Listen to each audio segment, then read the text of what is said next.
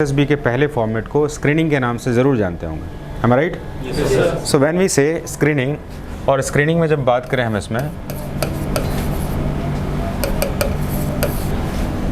PPDT,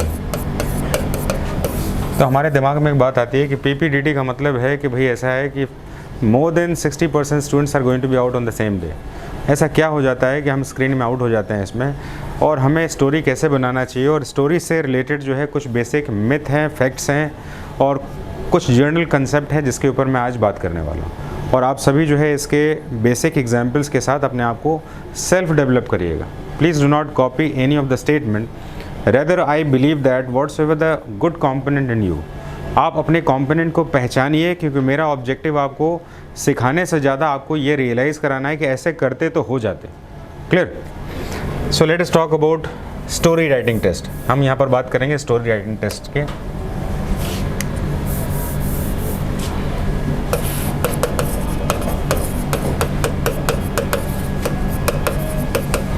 When we say story writing test, तो actually it is divided into two basic part in SSB. One is PPDT and one is TAT। आज के दिन में media exposure ज़्यादा होने से हमारे पास अबंडेंस ऑफ इंफॉर्मेशन है इसमें। हमें ये कोई नया सीखने के लिए ज़रूरत नहीं है कि हमारे पास TAT और PPDT हमें नहीं पता है। Keep on listening first. So here I would like to advise you, please listen it carefully and then you are expected to write down the basic information which is required further. Is it clear? Yes, ध्यान से सुनेंगे और सुनने के बाद जो है अपने बेसिक क्वेश्चंस को भी पूछ सकते हैं बाद में। लेकर जब हम बात करते हैं कि एसएसबी में स्टोरी राइटिंग जो टेस्ट होता है उसमें हमें कौन से इंपॉर्टेंट फैक्टर को समझना चाहिए और किसके ऊपर हमें थोड़ा ऑब्जर्वेशन ज़्यादा करना चाहिए, क्योंकि इसमें जो है अराउंड 60% और more than that students are going to be out on day 1। थोड़ा सा एक डेटा एक बार बता दे रहा हूँ मैं आपको। सपोज़ कि 100 स्टूडेंट्स गए किसी भी एसएसबी सेंटर पर और वहाँ पर 4 बोर्ड है ना, 4 बोर्ड है, 4 एसएसबी है, 4 बोर्ड्स हैं, और 4 बोर्ड्स की मैक्सिमम कैपेसिटी जो होती है 10 की होती है ईच बोर्ड की। तो जाहिर सी बात है कि हमारे पास इसमें मैक्सिमम 40 स्टूडेंट्स ही हमारे पास उनको टेस्ट किया जा सकता है। तो डे 1 से हमें पता है कि 60 स्टूडेंट्स तो आउट होने वाले हैं, इज़न्ट इट? तो जाहिर सी बात है हमारी परफॉर्मेंस जो है काफ़ी ज़्यादा इंपॉर्टेंट और क्रूशियल हो जाती है जब हमारे पास एसएसबी में स्क्रीन आउट के जो एक बेसिक टेम्परामेंट है वो स्केल जो है 60:40 का रहता है। वो भी यूपीएससी की बात कर रहा हूँ। नॉन यूपीएससी एंट्रीज़ में ये 80:20 का रहता है इसमें, यानी 20 इन और 80 आउट हो जाता है इसमें। तो हमें इस रेशो के हिसाब से अपनी प्रिपरेशन को थोड़ा सा शार्प ज़रूर करना चाहिए। So let me talk about PPDT and TAT. ये 2 हमारे डिफरेंट टेस्ट हैं, साइकोलॉजिकल टेस्ट हैं, जिसके ऊपर हमें स्टोरी लिखना होता है। स्टोरी लिखने का बेसिक ऑब्जेक्टिव जो है दोनों में डिफरेंट है। So when we write story, तो स्टोरी लिखते समय हमारे पास कौन कौन सी चीज़ें रहती हैं और कौन कौन से हमारे इमेजेस के ऊपर हमारे परसेप्शन बनते हैं। तो सबसे पहला हमारे पास बनता है इसमें problem oriented image, number 2 neutral image, number 3 blur image. क्या ये तीनों इमेजेस को समझ पा रहे हैं आप? ठीक। तो problem oriented image, neutral image और ब्लर इमेज क्या होता है। सो मैं चाहूँगा कि थोड़ा सा एक बार हम लोग इसके कुछ एग्जांपल्स देखते हैं ज़रा इसमें कि क्या है इसमें। तो अगर हम इसको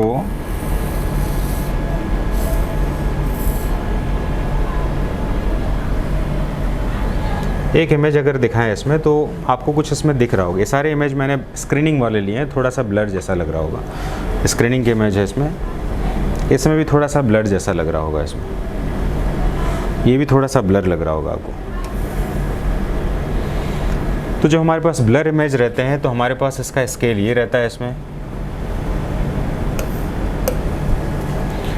लेकिन इनका बेसिक मोटिव क्या है, क्यों दिए जाते हैं ऐसे इमेज, और हमें इन इमेजेस से हमें स्टोरी का फॉर्मेशन में कौन कौन से डिफरेंट इवेंट्स को फोकस करना चाहिए। मेरा आज का क्लास इस बात पर ज़्यादा फोकस। तो जब मैं बात करूँगा कि प्रॉब्लम ओरिएंटेड स्टोरी अगर दी जाती है, प्रॉब्लम ओरिएंटेड में क्या कह सकते हैं, जिसमें कि हमें दिख रहा है कि कुछ ना कुछ प्रॉब्लम है, जैसे कि मान लेते हैं कि एक्सीडेंट सीन है, मान लेते हैं कोई नाइफ लेके खड़ा हुआ, मान लेते हैं कुछ ऐसे इमेजेस हैं जिसमें कुछ नेगेटिविटी हो रही है। एक्सीडेंट भी मान सकते हैं, नाइफ लेके भी खड़ा हुआ है, इसमें दो लड़ाई कर रहा है इसमें, या कुछ भी ऐसा सीन हो सकता है, गन पॉइंट पर किसी को लेकर बैठा हुआ है इसमें, या फाइट हो रहा है, बिल्कुल क्लियर दिख रहा है आपको, यानी कि प्रॉब्लम ओरिएंटेड, प्रॉब्लम यानी समस्या है उसमें। तो समस्या वाली स्टोरीज़ का हमारे पास जो सबसे इम्पॉर्टेंट हमारे पास जो ऑब्जेक्टिव होना चाहिए, जिसके साथ आप कोई कॉम्प्रोमाइज़ नहीं कर सकते, उसका नाम है एक्शन। इसको एक्शन ओरिएंटेड मानना, यानी इसमें एक्शन की ज़रूरत है ही है, आपको काम करना पड़ेगा। एक लाइन स्टेप में चलेंगे इसमें। अगर मान लेते हैं कोई न्यूट्रल इमेज है, न्यूट्रल इमेज क्या होता है, जिसमें कि जैसे आप क्लास में बैठे हुए और क्लास में बैठे हुए स्टूडेंट जो है ना ही कोई एक्शन ले रहे हैं और ना ही कुछ नेगेटिव है इसमें, लेकिन दिख हमें रहे हैं, तो ये न्यूट्रल हो गया। तो हमें ध्यान रखना चाहिए कि ऐसे इमेजेस को हमें मानना है कि हमें इसमें एक्शन लेना है,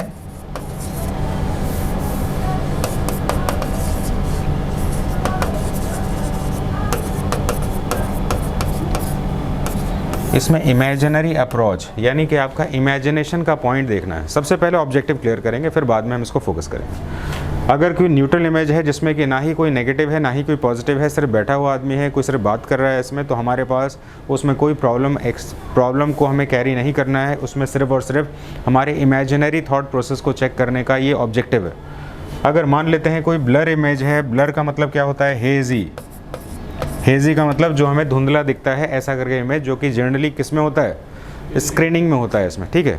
तो अगर कोई ऐसा इमेज आ गया तो हमारे पास इमेजिनरी नहीं, ये आइडिया ओरिएंटेड।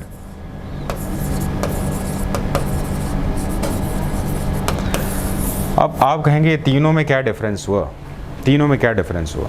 एक्शन ओरिएंटेड जब भी स्टोरी होगा तो ये एक अपॉर्चुनिटी है आपके पास कि आप जो है अपने सीरीज़ ऑफ एक्शन को समझा सकते हैं। मैं इमेज बाद में भी दिखाऊंगा, पहले समझ लेते हैं। जब भी हम प्रॉब्लम ओरिएंटेड स्टोरी लेते हैं इसमें, जिसमें कि नाइफ लेके कोई खड़ा हुआ है, किसी का एक्सीडेंट हो गया है इसमें, या हमें दिख रहा है कोई समस्या जैसी चीज़ है, तो हमें ध्यान रखना है कि हमें एक्शन लेना है इसमें, और एक्शन लेने का अलग अलग लेवल डिसाइड करना है। जैसे कि मान लीजिए अगर एक्सीडेंट सीन दिखा है तो ये प्रॉब्लम है, और प्रॉब्लम में हमें क्या करना होगा, सॉल्यूशन देना होगा। सॉल्यूशन का हमारे पास सीधे एक सॉल्यूशन नहीं होगा, लेवल ऑफ सॉल्यूशन अगर लिखेंगे इसमें तो हमारा ब्रेन बहुत ही बढ़िया वर्क करने वाला है। जैसे कि मान लेते हैं एक्सीडेंट हुआ तो आप हेल्प करेंगे, तो एक सॉल्यूशन हुआ जो कि वर्केबल नहीं होगा।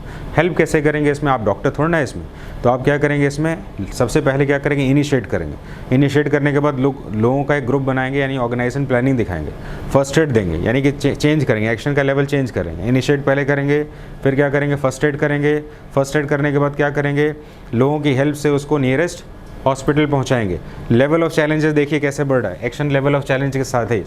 तो मैं इसमें एक्शन के साथ एक लेवल को एडिशनल वर्क देना चाहूँगा, प्लस देना चाहूँगा इसमें। यानी कि हमें एक्शन तो लेना है इसमें, लेकिन एक्शन के साथ सीरीज़ बतानी, सिर्फ एक्शन नहीं लेना है। Suppose let me clear it, अगर कोई एक्सीडेंट एरिया है इसमें और आपने कहा आई विल असिस्ट, या आपके कैरेक्टर ने जाके उसको हेल्प किया और उसकी लाइफ बच गई, तो ये एक्शन ओरिएंटेड फेल हो जाएगा। क्यों भाई, क्योंकि आपके प्रॉब्लम में लेवल ऑफ एक्शंस को समझाना है। जितना आप लेवल ऑफ एक्शंस को समझा पाएंगे उतना श्योरिटी है उस चैलेंज को ओवरकम करने के लिए। जैसे कि आप किसी भी इंजर्ड को जाके बचा नहीं सकते हैं, आप उसमें लेवल ऑफ चैलेंजेस से बचा सकते हैं। जाके आप उसको फर्स्ट एड दे सकते हैं, लोगों की हेल्प से हॉस्पिटल पहुंचा सकते हैं, और हॉस्पिटल पहुंचाने के बीच में, क्योंकि पैसे भी लगते हैं हॉस्पिटल में, तो आप उसके रिलेटिव्स को बुला सकते हैं और उसके बाद हॉस्पिटल में इलाज होने पर उसकी लाइफ को बचा सकते हैं।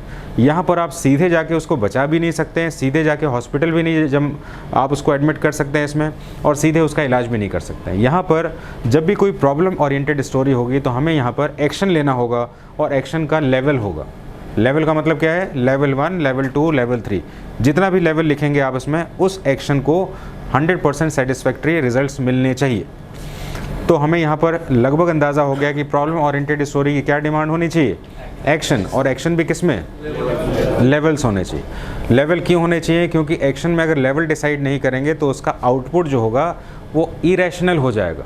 यानी कि आप किसी एक, हमने सिर्फ चैलेंज लिया है सिर्फ, जिसमें एक्सीडेंट है आपका, तो एक्सीडेंट के लिए आप जो है इलाज नहीं कर पा रहे हैं, तो आप उसको कैसे बचाएंगे, सीधे बचाने वाली स्टोरी आप लिख नहीं सकते, तो हमें इसको लेवल को बताना होगा। I hope problem oriented is clear.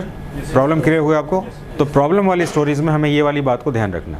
अगर हम बात करें न्यूट्रल इमेजेस, जैसे कि आप क्लास में बैठे हुए या मान लीजिए कुछ लोग बैठ के डिस्कशन कर रहे हैं, कुछ ऐसी बात है जो कि नॉर्मलाइज्ड, ऐसी कोई इवेंट नहीं जिसमें कि हम स्पेसिफिकली कुछ अलग से बात करें, तो हम इसको मानेंगे न्यूट्रल इमेजेस, है ना। ये नेचुरल इमेजेस न्यूट्रल इमेजेस होते हैं। इसमें हमारे पास थॉट प्रोसेस और इमेजिनरी आइडियाज़ होते हैं। इमेजिनरी आइडियाज़ जब भी हमारे पास आ जाते हैं तो हमारे पास इसका पॉजिटिव होना 100% ज़रूरी है। इमेजिनरी आइडियाज़ में हमारे पास ध्यान रखना होगा कि हमारा कैरेक्टर जो है हमें डिपिक्ट करना चाहिए।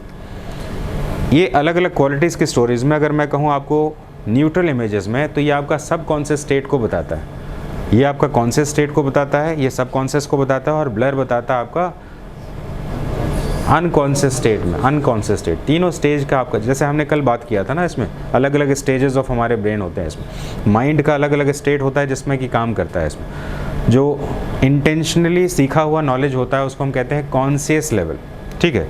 इंटेंशनली की अगर आप थोड़ी सी प्रैक्टिस कर लें तो आपके सब कॉन्शियस में चला जाएगा। और आपका अगर मान लीजिए अगर कोई इनेट क्वालिटी होगा, बाय बर्थ क्वालिटी होगा, तो आपके अंदर बैठा होगा सब कॉन्शियस स्टेट में होगा। तो हमारे पास माइंड फैक्टर जो कि सॉफ्टवेयर है, माइंड किसको कहते हैं, ब्रेन माइंड में क्या अंतर है हमारे पास, ब्रेन एक ऑर्गन है और माइंड क्या है, उसका सॉफ्टवेयर है। यानी कि ब्रेन जिस तरीके से एक्शन लेता है जिसको हम कहते हैं कॉन्शियस लेवल, यानी हम इसको और किस नाम से जानते हैं, इसको cognition, cognition, cognition, how the brain takes action, इसको कहते हैं हम कॉग्निशन। तो हमारे ब्रेन में जो माइंड का फैक्टर है यानी सॉफ्टवेयर है जिसमें एक्शन लेता है और उसका बिहेव फॉर्म कैसा है, बिहेव कैसा होगा, या तो पॉजिटिव या नेगेटिव होगा। यानी कि हम जो एक्शन लेते हैं वो पॉजिटिव और नेगेटिव के साथ बिहेव फॉर्म में इसमें आ जाता है। तो जब वो बिहेव फॉर्म के साथ डिस्प्ले करता है इसमें, तो हम उसको क्या कहते हैं इसमें, कि हमारे पास ये सब कॉन्शियस स्टेट का माइंड है। तो अभी हम ज़्यादा इसको कॉम्प्लिकेटेड नहीं करते हैं, सीधे हम बात करते हैं। प्रॉब्लमेटिक आइडियाज़ कॉन्शियस लेवल के डिमांड करता है, सीधे एक्शन में लेना है हमें इसमें, और एक्शन में हमारे पास ये अप्रोच होना चाहिए। न्यूट्रल इमेजेस में हमारे पास इमेजिनरी थॉट्स होना चाहिए, यानी कि हमारे सब कॉन्शियस में कुछ ऐसी एक्टिविटीज़ के बारे में कुछ बात होनी चाहिए जो हमने की हुई है। यहाँ पर दो चॉइस है हमारे पास। पहला चॉइस है कि आपका कैरेक्टर जो है वो आपके एज का होना चाहिए कि कोई भी एज का होना चाहिए। तो जब हम अपने सब कॉन्शियस स्टेट में चले जाते हैं और हमारा कैरेक्टर हमारे एज से छोटा है, तो यानी हमने पहले हीरोइज्म दिखाया है, अभी नहीं दिखा रहे हैं, और आपका कैरेक्टर आपके एज से बड़ा है, तो आप मानते हैं ऐसे चैलेंजेस मैं इस एज में तो नहीं ले सकता हूँ, बड़ा होऊंगा तभी ले सकता हूँ। ये दोनों ही बातें थोड़ी सी गलत हो जाती हैं, और इमेजिनरी स्टोरीज़ में आपका कैरेक्टर जो है आपके ही एज के सराउंड में रखने से ज़्यादा बेनिफिट होगा। इस बात को ध्यान रखेंगे इसमें। यानी इमेजिनरी कैरेक्टर्स में आपको मानना है कि 20 या 23-25 के एज में आपका कैरेक्टर जो है किसी भी चैलेंज को कैरी कर सकता है और उसको सक्सेसफुली एग्जीक्यूट कर सकता है। तो ये इमेजिनरी इमेजेस के सबसे इंपॉर्टेंट पार्ट होते हैं जिसमें कि हमें चैलेंज को एग्जीक्यूट करना है। इमेजिनरी और जो न्यूट्रल इमेजेस होते हैं उसमें आपको एक इम्पॉर्टेंट सलाह ये दी जाती है, क्योंकि इसमें कोई नेगेटिव चीज़ नहीं होती है, तो नो प्रॉब्लम्स परसीव्ड, यानी इसमें कभी भी जो है जो न्यूट्रल इमेजेस होते हैं उसमें कोई समस्या नहीं लिखनी है आप अगर मान लीजिए कि एक्सीडेंट में लिखा आपने, इसको चोट लग गई, इंजरी हुआ और आपने फर्स्ट एड दिया, तो वो एक समस्या है, उसका समाधान आपने एक्शन के साथ किया। लेकिन अगर आपका कोई न्यूट्रल इमेजेस है तो आप उसमें एक्सीडेंट जैसी बातें नहीं लिख सकते हैं। क्यों नहीं लिख सकते? क्योंकि न्यूट्रल है, और न्यूट्रल इमेजेस को हमेशा ही कैसा कंसीडर करना है, कैसा करना है, ये पॉजिटिव ही होगा और उसमें नेगेटिव कोई चीज़ को परसीव नहीं करना है। नेगेटिव अगर आपने परसीव किया तो आपका कॉग्निशन यानी कि आपका माइंड स्टेट कैसा है, नेगेटिव है, और ये एक नेगेटिव क्वालिटी होगा असेसमेंट के लिए। तो हमें क्या करना है, न्यूट्रल इमेजेस में सबसे पहले पॉजिटिव मानना है इस इमेज को, और पॉजिटिव मानने के साथ जो है उसमें कोई चैलेंज या कोई प्रॉब्लम परसीव नहीं करना, कोई प्रॉब्लम यानी समस्या परसीव नहीं करनी। तो समस्या परसीव नहीं करेंगे तो हमारे पास फिर स्टोरी बनेगी कैसे, और उसमें हीरोइज्म आएगा कैसे? तो हीरोइज्म आने के लिए हमारे पास इमेजिनरी स्टोरीज़ में हमें ऑब्स्टिकल के ऊपर फोकस करना चाहिए। ऑब्स्टिकल का मतलब होता है बाधाएं। बाधाएं मतलब जैसे कि मान लीजिए आप क्लास में बैठे हुए हैं और आप सब क्लास में बैठे हुए हैं, तो अब मेरे पास 2-3 अलग अलग चैलेंजेस हैं। जैसे कि मान लीजिए मैं कहूँ ये सब लोग फेल हो गए हैं एक्स्ट्रा क्लासेस में बैठे हुए, तो फेल होना तो नेगेटिव है, तो जाहिर सी बात है नेगेटिव परसीव करना तो गलत हो गया। अगर मैं यहाँ पर बात करूँ इसमें कि ये क्लास के जो है ब्राइट स्टूडेंट्स हैं, क्योंकि उन्होंने टेस्ट में बहुत अच्छा स्कोर किया था और इनके टीचर को लगता है कि इन पर ज़्यादा कुछ मेहनत कर लें तो फिर ये सभी लड़के पास हो सकते हैं, तो आपका बैकग्राउंड भी पॉजिटिव है और इसमें हाई चैलेंज की उम्मीद की जा सकती है। तो यानी कि एक ऑब्स्टिकल हो सकता है, यानी कि हम जिस अचीवमेंट की बात कर रहे हैं उसको नॉर्मल रेट पर जो है सक्सेस नहीं दिया जा सकता है, और नॉर्मल रेट पर होना नेगेटिव है क्या? नहीं है। नॉर्मलाइज होना नेगेटिव नहीं होता है और नॉर्मल रेट पर आप पास नहीं हो सकते हैं, तो हम आपको जो है एक अलग से अगर एटमॉस्फेयर दें और आपको ग्रूम अप करें, रेगुलर प्रैक्टिस कराएं तो रिज़ल्ट आ सकता है। तो मैंने इसको ऑब्स्टिकल के रूप में मान लिया। तो हमें ध्यान रखना है उससे रिलेटेड हमारे पास ऑब्स्टिकल या बाधाएं कौन सी है जो मेरे दिमाग में आ रही हैं, हमारे इमेजिनेशन में कौन सी आइडियाज़ हैं, इसके ऊपर हमें बात करनी है। अब सबसे इंपॉर्टेंट होती है ब्लर इमेजेस, जिसमें हम कहते हैं ये आइडिया ओरिएंटेड है। ब्लर इमेजेस स्क्रीनिंग में क्यों दिया जाता है, ब्लर इमेजेस दिए जाने का क्या ऑब्जेक्टिव होता है और इसको क्यों दिया जाता है, ये बाकी इमेजेस न्यूट्रल और प्रॉब्लमेटिक वाले इमेजेस क्यों नहीं होते। तो ये जनरली ब्लर इमेजेस इसलिए होते हैं क्योंकि स्क्रीनिंग के 2 मॉड्यूल होते हैं, एक होता है आपका स्टोरी राइटिंग, दूसरा होता है डिस्कशन टेस्ट। क्लियर। तो जब हम स्टोरी राइटिंग कर रहे होते हैं और हमारे पास पिक्चर अगर क्लियर हो जाए, तो जाहिर सी बात है मेजॉरिटी का स्टोरी लगभग एक फॉर्मेट में आ जाएगा। तो सेकेंड स्टेज में जो डिस्कशन होगा वो फिर डिस्कशन सर्वाइव नहीं करेगा, वो डिस्कशन लगभग यूनिलैटरल और एक बार में ही ख़त्म हो जाएगा। जबकि आपके असेसमेंट के लिए आपका साइकोलॉजिस्ट भी है, आपका GTO भी है और आपका इंटरव्यूइंग ऑफिसर भी है। साइकोलॉजिस्ट को तो नरेशन के साथ उनकी साइकोलॉजी पता चल गई, लेकिन GTO को उसका असेसमेंट जो है उनके डिस्कशन के बेसिस पर करना है। आपकी ओपिनियन कैसे हैं उनको रीड करना है आपके इंटरव्यूइंग ऑफिसर को। और अगर आपका स्टोरी सभी को एक जैसा दिख गया तो जाहिर सी बात है वो डिस्कशन सर्वाइव नहीं करेगा। सभी कहेंगे yes I am agree with you, क्योंकि स्टोरी एक जैसा दिख रहा है सबको। इसलिए आपके इमेजेस को ब्लर रखा जा रहा है, क्योंकि ब्लर रखने पर आपके पास सिर्फ और सिर्फ एक रिस्पॉन्सिबिलिटीज़ है कि आपको क्या समझ में आया। और ये आपका मतलब है इंडिविजुअल थॉट, यानी इंडिविजुअल थॉट प्रोसेस को हम कहेंगे। ये आइडिया ओरिएंटेड स्टोरीज़ हैं, ब्लर इमेजेस दिए जाते हैं स्क्रीनिंग में ताकि हम दूसरे स्टेज में क्या करवा सकें, डिस्कशन भी करवा सकें।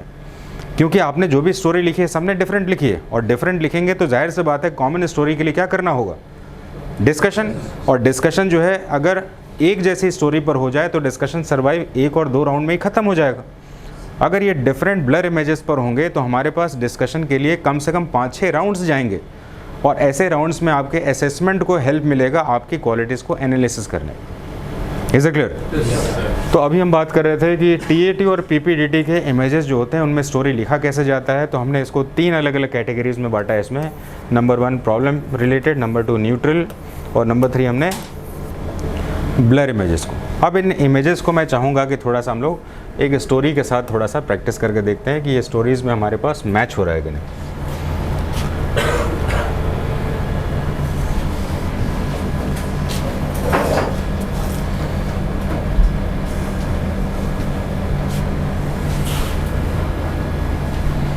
तो मैं आपको अलग अलग इमेजेस को थोड़ा सा बता रहा हूँ इसमें कि अगर मैं इस इमेज को बोलूँ तो आपको इस इमेज को क्या कहना होगा। ये आपका ब्लर है, न्यूट्रल है, ये प्रॉब्लमेटिक है। आप इसको न्यूट्रल मानेंगे, और न्यूट्रल कैसा होता है, हमेशा पॉजिटिव होता है, इसमें नेगेटिव चीज़ों को परसीव नहीं करना। क्लियर बात है। देखिए बहुत इंपॉर्टेंट अभी मैसेज चल रहा है, लर्निंग चल रही है हमारी। अब जो है इसको बंद करके आ जाते हैं अभी कुछ ऐसे इमेजेस में। अब इसमें देखिए इसमें क्या चल रहा है आपका, आप देख रहे हैं कुछ फाइट जैसा सीन चल रहा है, इजंट इट? अब फाइट को क्या कहेंगे आप इसमें, प्रॉब्लमेटिक। तो जाहिर सी बात है प्रॉब्लमेटिक होगा तो क्या होगा, एक्शन होगा। और एक्शन भी कैसे होगा, लेवल्स के साथ होगा, है ना, सीरीज़ में होगा आपका। लेवल 1 लेवल 2 ऐसे करके सॉल्यूशन में जाएगा। और आप जितना ज़्यादा लेवल को कन्विंस कर पाएंगे उतनी अच्छी क्वालिटी आप में है इसमें। तो हम ये सारे इमेजेस को एक बार थोड़ा सा क्वालिफाई कर लेते हैं इसमें। अब जो है एक और इमेज ले लेते हैं इसमें। ये क्या लगता है आपको, ये भी आपका न्यूट्रल लगता है। देखिए न्यूट्रल इमेज में आपको नेगेटिव परसीव नहीं करना, आप नहीं कह सकते ये लड़ाई कर रहा है उसमें, हो सकता है हैंडशेक भी तो कर रहा है उसमें, है कि नहीं। न्यूट्रल इमेजेस में खास बात ये है इसमें कि आपको उसको नेगेटिव परसीव नहीं करना है until unless it is very clear. तो हमें इस चीज़ को सबसे ज़्यादा प्रायोरिटी देनी है कि हमारा परसेप्शन हमेशा ही पॉजिटिव रहना चाहिए। अब कुछ और इमेजेस ले लेते हैं, इसमें बताइए। अब ट्रक रुका हुआ है इसमें, आपस में कुछ डिस्कशन चल रहा है इसमें, आपको क्या लग रहा है क्या होना चाहिए इसमें? अब जाहिर सी बात है एक्सीडेंट जैसा कुछ तो दिख नहीं रहा है इसमें, तो आप मान सकते हैं कि एक न्यूट्रल इमेज है, और न्यूट्रल इमेज हमेशा ही कैसा रहता है, पॉजिटिव होता है। इसमें आप अननेसेसरी प्रॉब्लम को नहीं ढूंढेंगे, प्रॉब्लम से रिलेटेड स्टोरी नहीं होगा। अब जो है ले लेते हैं कुछ क्लियर कट नेगेटिव में चले जाते हैं इसमें।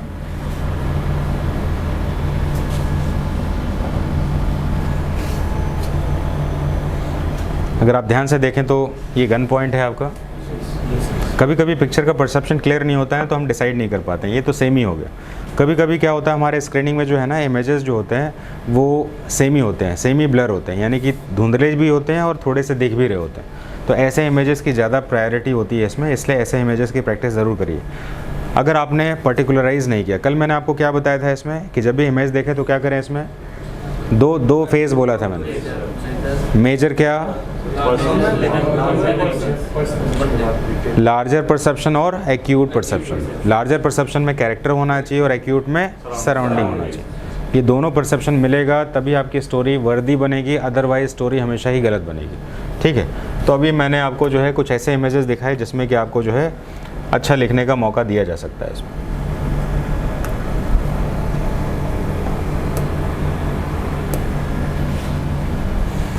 अब जो है थोड़ा सा स्क्रीनिंग पे आ जाते हैं। When we talk about screening, अब स्टोरी लिखना हमने सीख लिया, टीएटी हो गया, पीपीडीटी हो गया, हमें पता चल गया। अब स्क्रीनिंग में मेजॉरिटी ऑफ स्टूडेंट्स जहाँ पर गलती करते हैं वहाँ को थोड़ा सा मैं टच करना चाहूँगा। अब मैं चाहूँगा कि एक पहले इमेज ले लेते हैं और इसमें मैं आपसे थोड़ा सा डिस्कशन लूँगा इसमें कि आप इसको किस तरह से विजुलाइज करते हैं। इसमें कितने कैरेक्टर्स हैं, कितने कैरेक्टर्स परसीव कर रहे हैं? मेजॉरिटी 6 लग रहा है। 1 2 ये 3, ठीक है। तो मान लेते हैं कि नॉर्मल सा परसेप्शन बनता है, लेकिन हमारा लीडिंग कैरेक्टर हमें इस पिक्चर में पहले डिसाइड कर लेना। So have you decided? तो अगर हमने कितने कैरेक्टर को परसीव किया है? 3। आपने किसको माना है? ड्राइवर को माना है, लीडर के हीरो माना है कि उसके ड्राइविंग सीट के ऑपोजिट? ठीक है, तो हमें सर्कल को ध्यान रखना है कि बड़ा सर्कल ये है। जहाँ जहाँ कैरेक्टर परसीव किया है आपने जो है 3 सर्कल बना दिए। सर्कल के बनाने के साथ हमें 3 बेसिक इन्फॉर्मेशन को ऐड करना है। क्या क्या करना है? एज, मूड और सेक्स। तो सबसे पहले आपका कैरेक्टर में, लीडिंग कैरेक्टर ने हीरो में चलते हैं, जिसको हम प्रोटैगोनिस्ट भी कहते हैं। तो उसका एज क्या होना चाहिए? आपके सिमिलर होना चाहिए कुछ इसमें। तो हम ले सकते हैं इसको कि अप्रॉक्स 20 ले सकते हैं। मूड हमेशा ही हीरो का कैसा होना चाहिए? स्क्रीनिंग में कभी रिस्क नहीं लेना है नेगेटिव लिखने का, कभी भी नहीं लेना है इसमें, हमेशा ही मूड पॉजिटिव होना चाहिए। और मेल फीमेल क्या है? अब जो है इसको छोड़कर बाकी में जो भी आपको दिख रहा है आप उसको वैसा लिख सकते हैं। सपोज़ कि आपका कैरेक्टर जो है समझ में नहीं आ रहा नेगेटिव है कि पॉजिटिव है, तो इक्वल टू लिख सकते हैं। इसका मतलब होता है अनडिसाइसिव होना, यानी कि वो शॉक में होना, वो डिसाइड नहीं कर पा रहा है कि क्या है इसमें। शॉकिंग स्टेज ऐसा होता है अनडिसाइसिव होना। पॉजिटिव और नेगेटिव का मतलब होता है कुछ ऐसा काम कर रहा है जिसमें वो थोड़ा सा नेगेटिव स्टेट ऑफ माइंड में है, यानी कुछ एक्शन जो है उसका नेगेटिव हो रहा है, नॉन सोशल हो रहा है। नेगेटिव हम किसको कहते हैं? अगर आप किसी को हेल्प करें तो कैसा मूड है? पॉजिटिव। और आप किसी के साथ लड़ाई करें तो कैसा है? दैट इज़ वेरी सिंपल, है ना। ऐसा कोई रॉकेट साइंस नहीं है कि हम रिसर्च करें कि नेगेटिव है कि पॉजिटिव है। दूसरा एक और प्रॉब्लम आता है स्क्रीनिंग के स्टोरीज़ में, इमेजेस जो होते हैं ब्लर होते हैं, और ब्लर इमेजेस में आपसे उम्मीद की जाती है कि आप उसके कैरेक्टर के फील को समझें। आपको फील खुद देना है, आपको उसमें फील नहीं दिया हुआ। ऐसे समय में आपका फील जो होना चाहिए वो हमेशा ही कैरेक्टर के लिए पॉजिटिव होना चाहिए, स्पेशली हीरो के लिए। अगर हीरो में मान लीजिए दिख रहा है कोई प्रॉब्लमेटिक सिचुएशन में है, तो आपके ओपोनेंट जो है नेगेटिव हो सकते हैं, लेकिन हीरो कभी भी नेगेटिव नहीं हो सकता। इसलिए हमारा हीरो हमेशा ही पॉजिटिव हो। हीरो की पहचान हमेशा ही कैसे करें? बिगर सर्कल से। और इसके बाद जो दूसरे कैरेक्टर्स हैं उनको हमें आइडेंटिफाई करना है लगभग एक जैसे कैरेक्टर्स। कभी कभी मैंने देखा है कि कभी छोटा कभी बड़ा ऐसे सर्कल बनाते हैं, वैसा नहीं, एक जैसे। अब यहाँ पर जो है आपका दूसरा कैरेक्टर जो है उसकी एज आप कुछ भी लिख सकते हैं, नेगेटिव, पॉजिटिव। इनफैक्ट सभी मेल ही लग रहे थे मेरे को।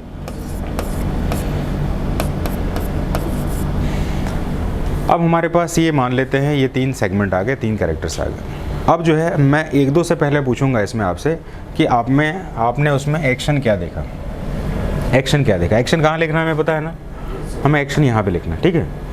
तो अब आप मेरे को हेल्प करेंगे बताने में कि मुझे इसमें एक्शन जो है इस इमेज का क्या लिखना चाहिए।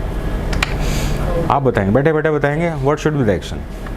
Sir, 2 men in a car and one is outside carrying some stuff on the bamboo. ठीक है, बहुत ध्यान से देखिएगा। हमारे नरेशन राउंड का फर्स्ट पार्ट होता है हमारा एक्शन को बताना, थीम को बताना। और अगर हमने इसमें एक्शन को गलत बताया तो हमारा रिजेक्शन तो उसी स्टेज पर हो गया। मैं 2-3 एग्जाम्पल सिर्फ लूँगा और स्पेशली उन्हीं से लूँगा जो कि पहले से रिपीटर्स हैं आपके बीच में। अनुरोध से लेंगे इसमें एक्शन क्या हो रहा है, बैठे रहेंगे आराम से।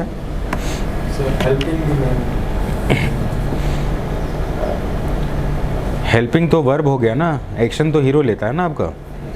तो please explain the sentence, complete your sentence, do not take more time, fast. Helping the man who is worried and running with bamboo. चलिए और कोई बताएगा इसमें? ऋषभ आप बताओ। So, a person helping a man who is having a bamboo on his shoulder. चलिए काम करते हैं इसमें, आप लोगों के परसेप्शन के अकॉर्डिंग जो है मैं एक चीज़ लिख रहा हूँ उसमें। 30 साल का आदमी भी, कैरेक्टर तो 20 साल का है ना, तो हम बॉय कह सकते हैं। अ बॉय इज़ क्या, हेल्पिंग समवन, या हम कह सकते हैं जिसका भी आप नाम लिखना चाहें उसके बारे में कह सकते हैं। अब यहाँ पर एक पहला मैंने ये एक्शन लिखा और दूसरा एक्शन आपके एक और फ्रेंड का लिया है, रवि का मैंने लिया है। इसमें क्या लिख सकते थे? Sir, 2 men in the car 2 men are in the car and one carrying bamboo. carrying bamboo। Carrying bamboo outside the car. सबसे पहले हमें एक्शन लिखना कैसा चाहिए, ये बहुत ही सेंसिटिव बात है, यहाँ पर फोकस करना है, ठीक है आपको। अब आप बताइए कि एक्शन का मतलब क्या होता है। एक सेंटेंस देखते हैं, सब्जेक्ट, वर्ब और ऑब्जेक्ट, और वर्ब होता है इसका एक्शन। क्या मैं सही बोल रहा हूँ? यानी कि एक्शन का मतलब ये है कि आपका कैरेक्टर हीरो बना है ना, जो उसको जिसको आप हीरो प्रोटागोनिस्ट कह रहे हैं इसमें, तो he becomes protagonist because of the action he took. वो हीरो बना ही क्यों बना उसमें? क्योंकि उसने एक्शन ऐसा लिया। You have to speak. क्योंकि क्या किया उसने ऐसा एक्शन लिया है, इसलिए वो हीरो बना है। अब आप देखिए ज़रा, इसमें एक्शन से समझेंगे कि हमारा स्क्रीनिंग के स्टेज में क्या होता है। अगर लिखा जाए इसमें बॉय इज़ हेल्पिंग समवन, या दूसरे को कर रहा है इसमें, तो ये उसका एक्शन पार्ट माना जा सकता है क्योंकि वो हेल्प कर रहा है और उसके साथ जुड़ा हुआ। लेकिन 2 men are sitting in the car, इस जगह से कोई एक्शन का रिफ्लेक्शन नहीं हो रहा, इस जगह से कोई एक्शन का रिफ्लेक्शन नहीं हो रहा है जिससे कि उसको हीरो बनाया जा सके। तो आपको इस तरह से अगर आपने बोल दिया नरेशन राउंड में, तो ये हो जाएगा पूरी तरह से रॉन्ग। क्लियर? हमें क्या करना है, हमें अपने इमेजेस के बारे में ध्यान से पहले देखना है और एक्शन वो बताना है जिससे वो हीरो बना है। एक्शन वो है जिससे कि आपका कैरेक्टर एज्यूम कि क्या हो रहा है, हीरो हो रहा है, और उसके कार में बैठने से वो हीरो बन नहीं रहा ना। वो एक्शन कौन सा ले रहा है जिससे वो हीरो बना है इसमें। और कह सकते हैं what is the theme. Theme क्या है आपका? अगर आपने थीम को डिस्क्राइब नहीं किया है इसमें, तो आपका जो है हीरोइज्म कैसा है, क्वेश्चनेबल है। और यहीं से अगर क्वेश्चनेबल हो गया इसमें, तो हमने स्टार्टिंग में क्या बोला था इसमें कि 100 में से अगर 40 लड़कों को लिया जाएगा तो जाहिर सी बात है 60 को एलिमिनेट करने के लिए उनके पास कोई रॉकेट साइंस रूल नहीं है, बेसिक रूल्स में ही आउट कर सकते हैं। Clear? So please do not take this type of risk. Action में क्या लिखना है हमें, वो एक्शन जिससे कि आपका कैरेक्टर हीरो एज्यूम किया जा रहा है। ठीक है, ये एक सबसे इम्पॉर्टेंट पार्ट है जो कि बहुत सारे कैंडिडेट्स यहाँ पर गलती करते हैं, और रिजेक्शन का रीज़न भी उनको नहीं पता है क्योंकि वहाँ पर स्टोरी जो लिखा होता है शायद कुछ अच्छा ही लिखा होता है। तो मैं इस पार्ट को हटा रहा हूँ। हटा सकते हैं क्या?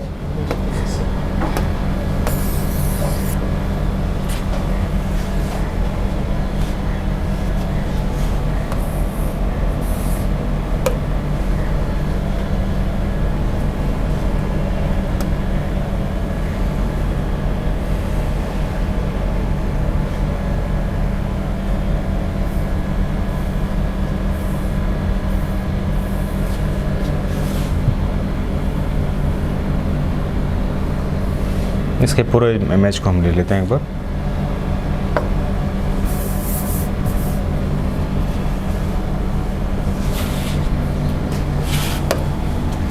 अब हम बात करेंगे what to write in the story part. Story में लिखने के लिए एक हमारे पास फॉर्मूला था, सब्जेक्ट, दूसरा क्या है नीड, तीसरा क्या है चैलेंज, और लास्ट में है रिजल्ट। अब हमें यहाँ पर बात करना है इसमें कि स्टोरी लिखते समय कहाँ कहाँ कौन से ऐसे पॉइंट्स हैं जहाँ पर हमने गलती करना है या जिन गलती को एक्सेप्ट नहीं किया जाएगा। तो सबसे पहले हमने एक्शन के पार्ट को क्या समझ लिया क्या? ये क्लियर है? क्या ये बॉक्स क्लियर है? बॉक्स